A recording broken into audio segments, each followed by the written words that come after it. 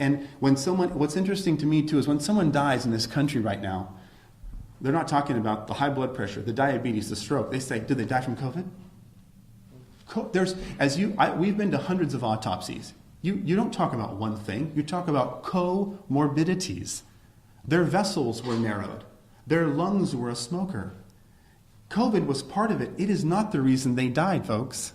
It is one of many reasons. So to be so simplistic to say that's a COVID death because they have COVID, you know how many people die with pneumonia or people that die from flu? With flu, I should say. It's not from flu.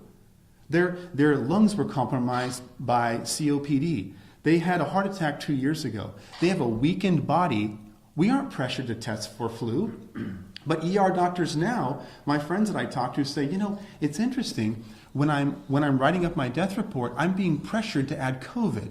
Why is that?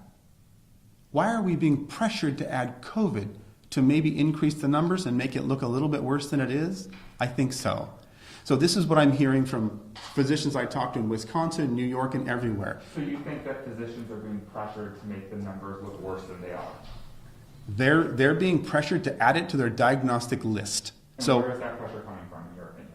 Well, I probably coming from the administration. So their administration is saying, or the Newsom administration?